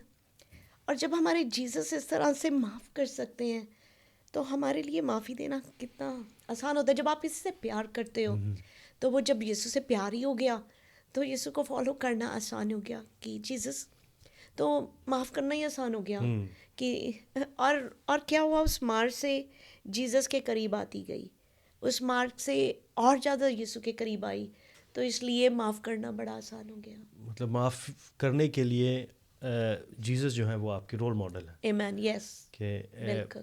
तो अब इस बात को अपने नाजरीन को बताता चलूँ कि पास साहिबा के कहने का मतलब ये है कि हमें फ़िज़िकल अब्यूज़ को बिल्कुल भी एक्सेप्ट नहीं करना। यस, ऐसे ही है, बिल्कुल। यही है ना, यही आपने है, यही कहा अब ना? यही है। ठीक है कि अब मिसाल के तौर पे आपको खुदा ने एक बेटी भी दी है जी। और खुदा ने चाहा तो कल को वो भी अपने घर वाली होगी। बिल्कुल। और अगर खुदा न खास्ता उसके साथ ऐसा होता है तो आप किस हद तक उसे ये इजाज़त देंगे कि आप इस हद तक फिज़िकल अब्यूज़ को बिल्कुल भी बर्दाश्त नहीं, कीजिए? बिल्कुल भी नहीं। इसलिए आज मैं सभी औरतों के साथ जो भी इस अब्यूज़ से गुज़रती हैं, उनके साथ तो मैं स्टैंड ले रही हूँ कि temporarily I pray and I counsel husband and wifes together कि हाथ नहीं उठा सकते। यू कैन नॉट, आप मार नहीं सकते अपनी वाइफ को। तो I take stand on that now. और मैं ज़रूर जितना मेरा, मैं उसमें उनको रिजॉल्व करने में उनकी मदद कर सकती हूँ, आई डू दैट। हमने फ़िज़िकल अब्यूज़ की काफ़ी बात की, लेकिन हम ये जानते हैं कि रिलेशंस में जो इमोशनल अब्यूज़ है वो भी बहुत अहम रोल प्ले करता है, यस। क्योंकि it starts from emotional abuse before इसके के बाद फ़िज़िकल अब्यूज़ तक जाए। तो इसके मुतालिक आप क्या कहेंगे? यू नो व्हाट, यहाँ पे मैं हमारे हमारे देसी कल्चर, हमारे कल्चर को मैं ब्लेम करूँगी big time. The way we raise boys and the way we raise girls. हम अपने बेटों को जिस तरह रेज करते हैं, जिस तरह से हमारे घर के अंदर अम, हम हमारे घर के अंदर के माहौल हैं, और वही आगे आगे बेटे सीखते हैं। और वहाँ पे अगर, जैसे मैं कल कन्वेंशन में भी बात कर रही थी कि अगर एक फैमिली बदले तो आगे कितना बदलाव आ सकता है। तो अगर हम अपने बेटों को औरत की रिस्पेक्ट करना सिखाना शुरू करें, अगर बचपन से उसके अंदर डालना शुरू करें कि उसको, औरत को, उसको, वमेन को रिस्पेक्ट करनी है, तो उसके अंदर जब वैल्यूज़ जाएंगे, उसके लिए बाप को रोल मॉडल खुद बनना पड़ेगा। और वो आगे से आगे की जनरेशन्स बदल जाएंगी। और जब ऐसे बदलाव आएगा तो वो अपने आप बहुत कुछ बदलने लग जाएगा। आई हैव सीन कि my ex why he was like that, क्योंकि उन्होंने अपने घर में ये सब देखा और वो ट्रांसफ़र होता रहा। पर आज जब मेरा बेटा आदि इस चीज़ को, बचपन वो उस टाइम उसने शुरू किया, पर आज मैं उसको हर बार ये बात बताती हूँ कि आज मम्मी और पापा इसलिए अलग हैं क्योंकि this is what he did, so you have to respect. अपनी बहन को, हर लड़की को रिस्पेक्ट देनी है। मैं उसको, उसके अंदर जितना भर सकती हूँ ये चीज़ भरने की कोशिश कर रही हूँ कि मैं उसको बताती हूँ कि लड़कियाँ बड़ी नाजुक होती हैं, उनको नाजुक तरीके से रखते हैं। बड़ी खुदावंद ने उनको बड़ा प्यार से बनाया है, उनको प्यार से रखना है।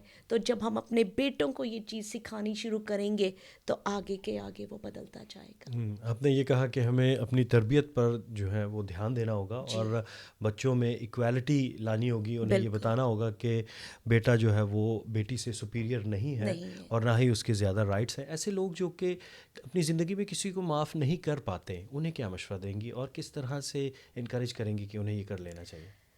जी, मैं फियर ऑफ लॉर्ड, बाइबल में लिखा कि अगर हम माफ़ नहीं करेंगे तो हम खुदावंद की किंगडम में ही नहीं एंटर कर सकेंगे। तो किंगडम में तो जाना है, माफ़ करना। माफ़ करने का मतलब है forgive. For, two words को अगर लें, फॉर गिव, दे दें।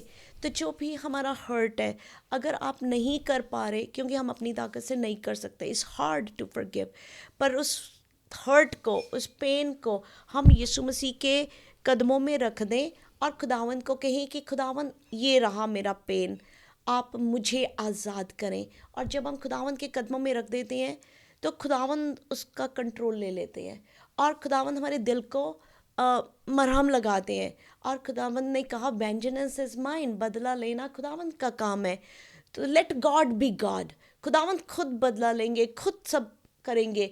ताकि जैसे कि हमारा बच्चा है छोटा, वो बाहर अगर किसी बच्चे से लड़के आता है तो आप उसको कभी नहीं कहेंगे कि अगर उसने गाली दी, आप उसको नहीं कहेंगे जाके तू गाली दे के आ, आप उसको कहेंगे तू यहाँ रुक, मैं टेक केयर करूँगा। उसी तरह से खुदावन चाहते हैं कि हम अपने अंदर कोई अनफॉरगिवनेस ना रखें।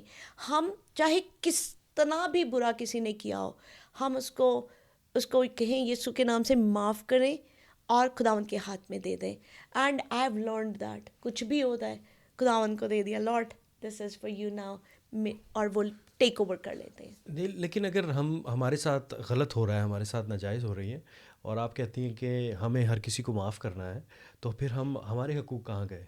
हम अपने हकूक़ के लिए आवाज़ कहाँ से उठाएंगे? मैं बिल्कुल, तो मैं आपकी बात को समझ रही हूँ। पर मैं ये कहूँगी, हमें डोरमैट नहीं बनना। माफ़ करना और डोरमैट बनना, दोनों में फ़र्क है। गलत चीज़ को बर्दाश्त करना वो भी गलत है। आपको मैं ये नहीं कह रही, माफ़ करना मतलब आप माफ़ करके आप अपना रास्ता बदल लें, उसी रास्ते में चलेंगे तो वो सेम चीज़ आपके साथ करते जाएंगे। आप अपने रास्ते को बदलें, बट उसको फॉरगिव कर लें, उसको हर्ट को कैरी ऑन ना करें। बहुत खूब, बहुत खूबसूरती से आपने इस बात की वजाहत की और हमें ये बताया कि किस तरह से हमें दूसरों को माफ़ करके अपनी ज़िंदगी में आगे बढ़ना है। पास साहिबा, अक्सर आपकी जो प्रेयर्स हैं, जो मीटिंग्स हैं, उनमें ये देखा गया है कि आप लोगों पर हाथ रखती हैं, आप उन्हें टच करती हैं और लोग जो हैं वो गिरते हैं, वो स्लेन हो जाते हैं। तो इसके मतलब ज़रा बताइएगा हमारे नाजरीन को कि ये प्रोसेस क्या है और क्या किसी इंसान के पास इतनी ताकत है कि वो किसी को गिरा सके, जबकि बाइबल में इसका कोई ऐसे रेफरेंसेस नहीं मिलते कि कोई मीडिएटर था जहाँ पर कोई स्लेन हुआ। हमने जितनी भी मिसालें इसमें अगर हम देखते हैं तो वो ये हैं कि ये इंसान और खुदा का राब्ता रहा, और खुदा की हजूरी को अगर किसी ने महसूस किया तो वो या तो मुंह के बल गिरा या वहाँ पर उसने महसूस किया ऐसा। तो इसमें जो मीडिएटर का रोल है उसे आप किस तरह से देखती हैं? जी, this is the work of Holy Spirit. ये पाक रूह का काम है। ये कोई इंसान में कोई पावर नहीं है कि आप किसी को छुओ और कोई गिर जाए, कुछ इस तरह से हो। बट जब पाक रूह काम करता है तो इसके पीछे एक बड़ा ख़ास रीज़न है। वो रीज़न ये है, मुझे जब मैं यीशु में आई तो मुझे यीशु में आने का तारीख नहीं पता थी किस तारीख को, पर मुझे मंथ पता था, सितंबर का मंथ है जब मैंने जब यीशु में आई। तो सितंबर 7 को जब 10 साल हुए मुझे यीशु में आए, तो मुझे एक ख्वाब आया और उस ख्वाब में यीशु आए। और उस ख्वाब में मैं किसी ऑटिस्टिक बच्चे के लिए दुआ कर रही हूँ और वो बच्चा जैसे ठीक हो रहा है, और इतने में यीशु चल के आए और मैंने कहा, यीशु आप यहाँ पे हेवन छोड़ के आप यहाँ आ गए? और यीशु ने कहा, तू भूल गई, मैं नहीं भूला, आज के दिन तूने मुझे रिसीव किया था, तो मैं हमारी 10th एनिवर्सरी सेलिब्रेट करने के लिए आया हूँ। तो मैंने कहा, जीसस आप हेवन छोड़ के मेरे साथ 10th एनिवर्सरी सेलिब्रेट करने के लिए आए? जीसस कहते यस। जीसस कहते मैं तुझे गिफ्ट देना चाहता हूँ। और यीशु ने कहा कि अपने दोनों हाथ ऊपर बढ़ा। तो मैंने ऐसे हाथ किए और मैंने देखा, और एक something entered my hands in that dream. और जब व्हेन आई वोक अप और मैंने कहा, आज क्या हुआ मुझे? जब ख्वाब को, मैं पूरा ख्वाब आज भी मेरी बिल्कुल प्रोफाउंड मेरी आंखों के सामने है। और वो इस ख्वाब में और उस दिन मैंने कहा सितंबर 7, तो यही तो मंथ था जब मैं यीशु में आई और यीशु ने मुझे गिफ्ट दिया। That was 10th anniversary. But वो गिफ्ट एक्टिवेट तब तक नहीं हुआ जब तक मैंने खुदावंद की उस एक और बात को मान नहीं लिया, जो था मेरा जॉब से रिज़ाइन करना। तो जिस पिछले जनवरी में खुदावंद ने मुझसे बात करी और मुझे कहा, मैं एज अ बिज़नेस मैनेजर थी बैंक में, तो खुदावंद ने कहा कि रिज़ाइन करना है। तो मेरे लिए बहुत पेनफुल टाइम था और खुदावंद ने कहा कि तुझे रिज़ाइन करना है क्योंकि I want to do some more great things now. और मैंने कहा, खुदावंद मुझे तो वैसा दर्द हो रहा है जैसा घर छोड़ने का दर्द हो रहा था, जैसे बच्चों से दूर जाने का दर्द था, ऐसा ही नौकरी छोड़ने का दर्द लग रहा है। पर खुदावंद ने कहा, खुदावंद का हुक्म था। 3 दिन तक मैंने फिर खुदावंद के आगे साइन रखा कि खुदावंद आप मुझे बताएं आप क्या करेंगे कि जिससे मुझे पता चलेगा कि मैं रिज़ाइन करूं। तो that was Thursday, Friday, Saturday. 3 दिन तक मैं बहुत रो के खुदावंद के सामने रोती रही दर्द में। संडे को चर्च था। That Sunday, that was the first Sunday कि I saw the power being released. वो जो पावर थी, I could see, I know what क्या है। मैं तो just a human, but that's a holy spirit. और उस दिन पूरे चर्च में that was the first time everybody got slained. तो आज तक मैंने 7 ईयर्स में किसी के ऊपर हाथ रख के दुआ नहीं करी। उसके पीछे भी रीज़न है, क्योंकि खुदावंद ने मुझे रखने नहीं दिया, खुदावंद ने अलाउ नहीं किया, क्योंकि सर के ऊपर आपका हर चीज़, आपकी बहुत सारी पावर है यहाँ पे डिमोनिक पावर भी सर के ऊपर है। तो लोग हर एक के सर के ऊपर हाथ रख देते हैं, और जो रख देते हैं उनके लिए भी खराब, जो रखवाते हैं उनके लिए भी खराब। But that was the day जब खुदावन ने मुझे कहा आज इनके ऊपर, सर के ऊपर हाथ रख, मैंने तेरे हाथ को कवर कर दिया है, इसमें से सिर्फ मेरी पावर जाएगी, उनकी गलत चीज़ तुझे नहीं छू पाएगी। When God spoke to me, that was the first day जब मैंने ऐसा किया। And then when I saw this, I saw the power of God. इस तरह की पावर को मैंने कभी देखा ही नहीं था। And that was a sign from God कि मैं क्या करने जा रहा हूँ। जो खुदावंद ने मुझे ख्वाब में ब्लेस किया था, अब उसकी ओबीडियंस का टाइम आया था। और जैसे मैंने रिज़ाइन किया, एंड खुदावंद की ग्लोरी टू ग्लोरी, उसके नए लेवल को देखना शुरू किया।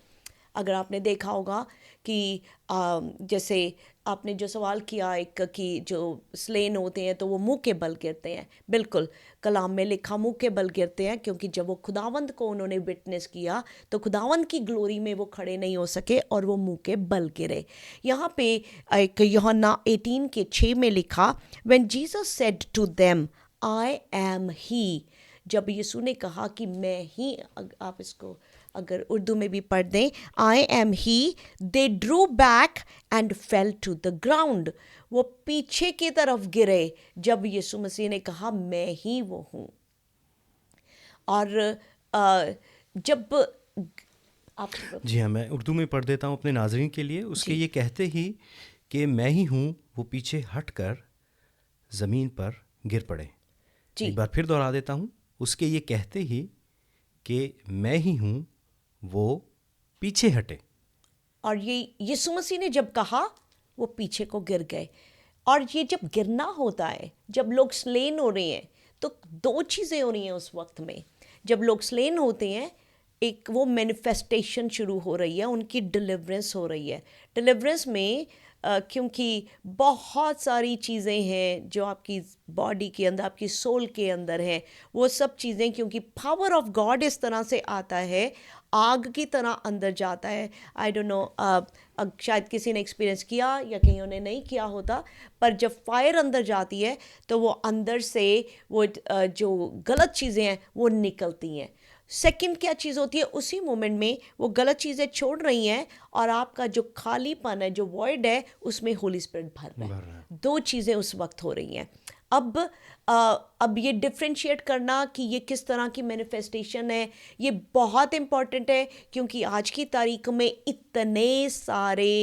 इतनी सारी मिनिस्ट्रीज शुरू हुई हैं जहाँ पे अलग अलग तरह का काम हो रहा है। जी हाँ, और ये देखते हैं इवन के फूंक मारते हैं, ठीक है, और फूंक मारने से भी कोई गिरता है, कर रहे हैं। तो वो सब चीज़ें यहाँ पे हमें सबको खुदावन से डिसर्नमेंट चाहिए। हम मांगे कि खुदावन पाकरू हमें बताए कौन सी चीज़ पाकरू की तरफ से है और कौन सी पाकरू की तरफ से नहीं है, क्योंकि कलाम में लिखा कि आखिरी वक्त में बड़े सारे फॉल्स प्रॉफिट्स आ जाएंगे जो तरह तरह के मौज़े करेंगे, पर वो डिसीव कर रहे होंगे, धोखा कर रहे होंगे।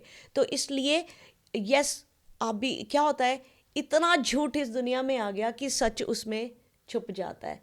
इतना मेड इन चाइना आ गया कि रियल चीज़ उसमें छुप गई, कि रियल का पता ही नहीं चलता।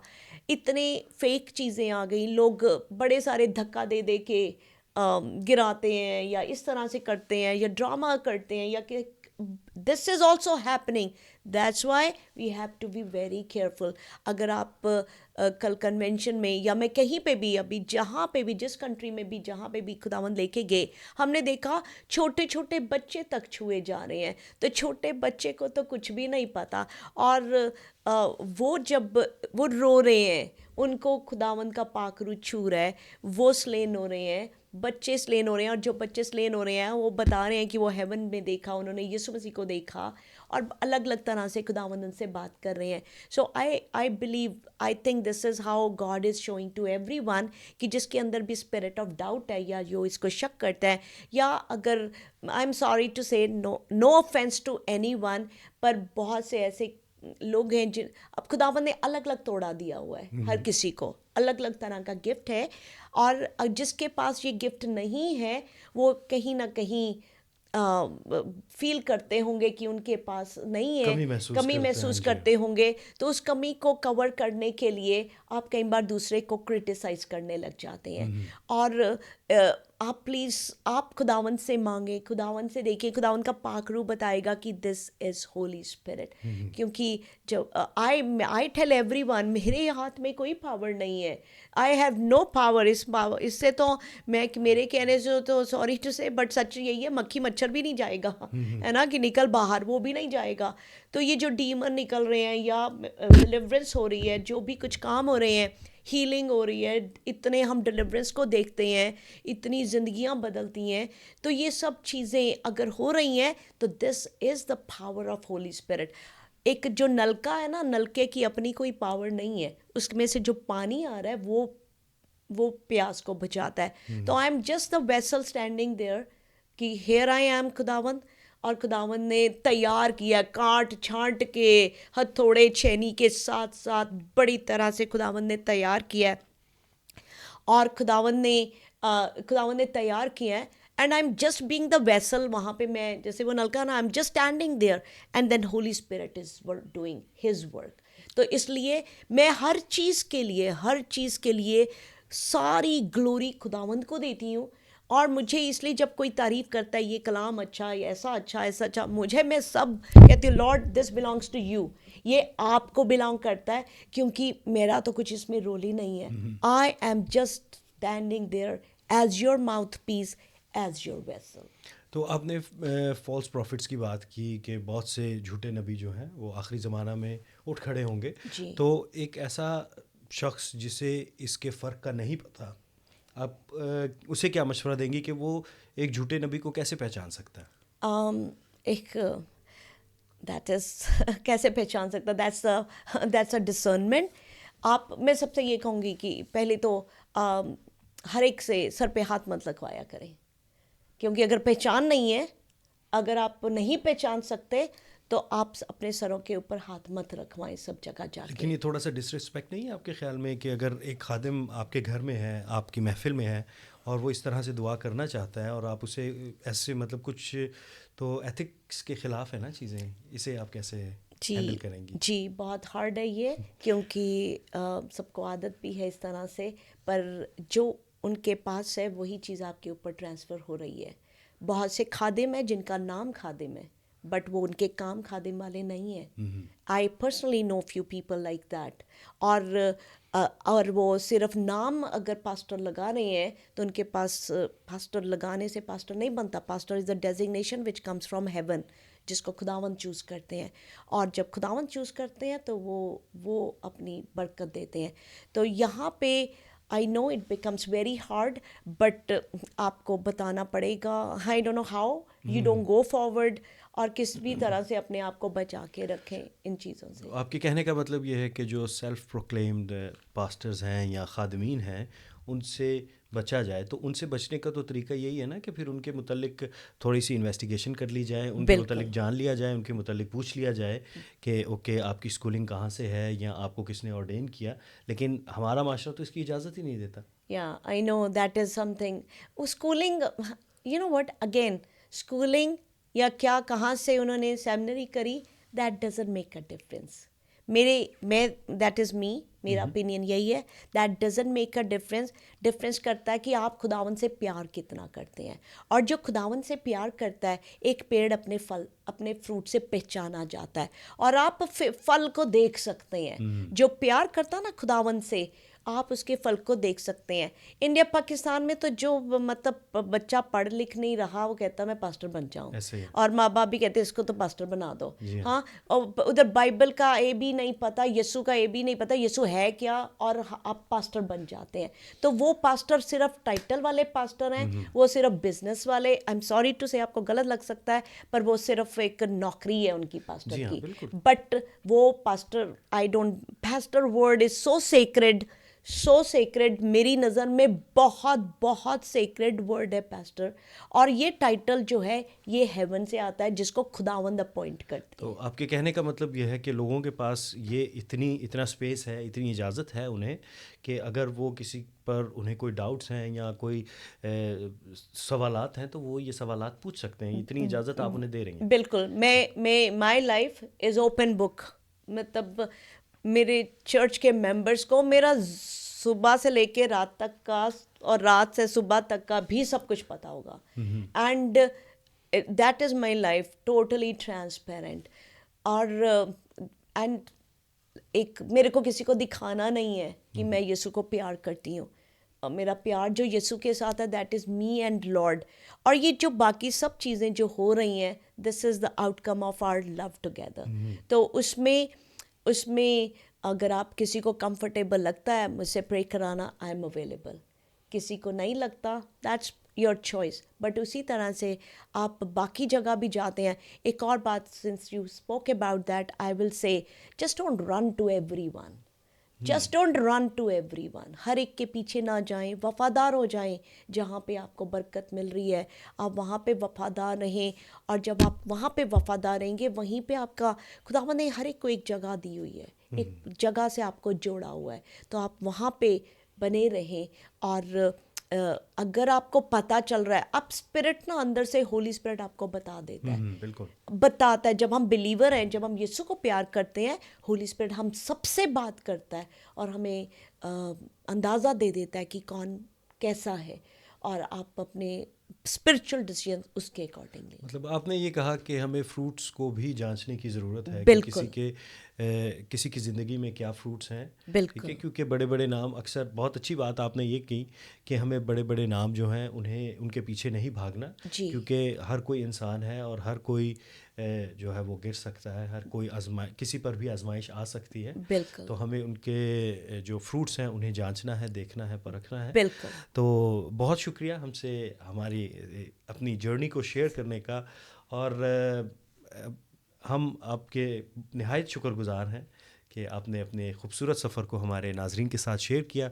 और मैं उम्मीद करता हूं कि हमारे नाज़रीन ने इस सफ़र से बहुत कुछ सीखा होगा, बहुत कुछ जाना होगा और आपकी पास्टर, हमारी पास्टर मोनिका क्रिश्चियन को और बेहतर तरीके से उनके मुख्तलिफ़ डायमेंशंस को जानने की कोशिश की होगी। पास साहबा, आपने ये कहा कि आजकल वो लोग भी अपने आप को पास्टर कहते हैं जो कुछ और करने के लायक नहीं होते या उन्हें कोई और जॉब नहीं मिल रही, तो लोग इस फील्ड को एक सोर्स ऑफ इनकम के तौर पर भी लेते हैं। तो इसके मुतालिक उन ऐसे खुद साख्ता या सेल्फ प्रोक्लेम्ड पास्टर्स के मुतालिक आपका क्या कहना है? जी, this is something very dangerous, जहाँ पे बहुत ही आज की तारीख में बहुत ख़राब काम हो रहा है। मैं अक्सर इस बात को कहती हूँ कि आजकल जो नए बिलीवर्स आ रहे हैं, जो न्यू बिलीवर्स हैं, उनको सबसे ज़्यादा एक चीज़ का पता है। वो क्या पता है? सीड का, कि सीड डालना है। उनको ये पता है कि जितना बड़ा सीड डालेंगे उतनी बड़ी ब्लेसिंग आएगी। उनको ये पता है, क्योंकि जो लोग यीशु को एज ए प्रोफेशन ले रहे हैं, जो सिर्फ एज कमाई का ज़रिया है, तो उनका हर जो आयत है ना, जो हर कलाम को उन्होंने वहीं ले जाना है कि आप या डरा के या मैनिपुलेट करके कि आप ज़्यादा से ज़्यादा चंदा दें। और नए बिलीवर्स को मैंने देखा, उनको सीड का मतलब पता है, यीशु का मतलब नहीं पता। उनको ये पता है कि इतना सीड डालें। मैं इतने लोगों को पर्सनली जानती हूँ, अपने बैंक अकाउंट्स खाली कर दिए कि ब्लेसिंग मिल जाए। पर उन जीसस के पास, जीसस क्यों आए, जीसस क्यों हमारे लिए मारे गए, कि यीशु का सैक्रिफाइस क्या है, यीशु को नहीं जानते। तो ये जो आजकल चल रहा है, जो प्रॉस्पेरिटी प्रीचिंग, कि हर चीज़ को पैसा पैसा डालो, इसके लिए पैसा दो, उसके लिए पैसा दो, और उससे अपनी आप ब्लेसिंग्स को खरीद लो। This is big time happening. बड़ी बड़ी मिनिस्ट्रीज अच्छा सा कलाम देंगे और उसके बाद करेंगे $1000 डालो और अपनी ब्लेसिंग को ले लो। That is absolutely wrong. यहाँ पे जो मैं कह रही थी कि एक पेड़ अपने फलों से पहचाना जाता है, पहचाने उस पेड़ को कि खुदावंद ने तो क्या कहा, मुफ्त दिया है, मुफ्त बांटो। खुदावंद ने तो ये कहा। एंड आपने बात की फाइनेंशियल प्रॉस्पेरिटी की, तो इस पर ज़रा रोशनी डालिएगा। जी, फाइनेंशियल प्रॉस्पेरिटी, जो आप जितना ज़्यादा चंदा दोगे उतना ज़्यादा आपको ब्लेसिंग मिलेगी, इस कॉन्सेप्ट को लेके this is wrong. But yes, I am firm believer, मैं अक्सर कहती भी हूँ, हम लोग सब खुदावंद के शहजादे शहजादियाँ हैं, which is in the spiritual and physical realm both. मैंने ब्रदर दीनाकरण जी की टेस्टमनी सुनी, अगर आप जानते, उनका नाम है, और वो अपनी टेस्टमनी में बताते हैं, वो भी बैंकर थे और यीशु मसीह ने उन्हें कहा कि तू बैंक की जॉब से रिज़ाइन कर दे। और ब्रदर दीनाकरण कहते हैं कि मैं नहीं रिज़ाइन करूँगा क्योंकि आपके लोग बड़े गरीब होते हैं। तो यीशु ने कहा उन्हें कि गरीब वो लोग हैं जिनको मैंने नहीं बुलाया, जिसको मैं बुलाता हूँ अपने काम के लिए, मैं प्रोवाइड भी करता हूँ। और ये बात सच है, जिसको खुदावंद बुलाते हैं वो प्रोवाइड भी करते हैं। दूसरी बात, जो कहते हैं कि आप जितना चंदा दोगे, जितना ज़्यादा पैसा डालोगे उतनी ब्लेसिंग ज़्यादा होगी, वो गलत है। मैं उस चीज़ में बिलीव करती हूँ, but I am a very big believer of giving. मैं बहुत गिविंग में बिलीव करती हूँ, बट मैं उसको ब्लेसिंग खरीदने के लिए नहीं, मैं उसको, क्योंकि एक लॉ है, Bible is a book of law, उस लॉ को आप फॉलो करते जाएंगे, आपके लिए हर चीज़ वैसे होती जाएगी। मैंने अपनी ज़िंदगी में सीखा मलाकी 3:10 का, कि खुदावन के घर में ला के देखो, आजमा कर देखो, खुदावन सच में बारिश की तरह बरकतों को बरसाएगा। दिस इज़ ट्रू, पर he loves the cheerful givers, खुशी से देने वाला, जो दिल से खुशी से देते हैं। इसलिए नहीं, लालची के लिए नहीं लिखा लालचियों को मिलेगा, कि लालच आ गया, हम इसलिए $100 डालें, इसके बदले में $200 वापस आ जाए। नो, जब हम देते हैं खुशी से खुदावंद के घर में, और इस लॉ को मैंने सीखा कि जब हम अपनी गिविंग में वफादार हो जाते हैं तो खुदावंद बिल्कुल वफादार है उसको हमें ब्लेस करने में। और इस लॉ को मैं अपने बच्चों को भी सिखा रही हूँ, और वो सीख रहे हैं, बड़ी अच्छी तरह से सीख रहे हैं, क्योंकि मुझे पता अगर हम खुदावंद के साथ वफादारी से चलेंगे तो खुदावंद हमें हर तरह से ब्लेस करेंगे। आपके सरमन्स में अक्सर ये सुनने को मिलता है कि आप बिलीवर्स को शहजादे और शहजादियाँ कहती हैं, जी। तो आपकी इन शहजादे और शहजादियों से क्या मुराद है? आप उन्हें, इसका ताल्लुक फाइनेंशियल प्रॉस्पेरिटी से है या स्पिरिचुअल प्रॉस्पेरिटी से? दोनों से। स्पिरिचुअल इस तरह से, क्योंकि हम जब यीशु मसीह को प्यार करते हैं, तो जब हम यीशु को बिलोंग करते हैं, तो हमारा रूह जो है, हमारा रूह हेवन के साथ कनेक्ट हो जाता है। हम एक रॉयल प्रीस्टहुड के साथ कनेक्ट हो जाते हैं।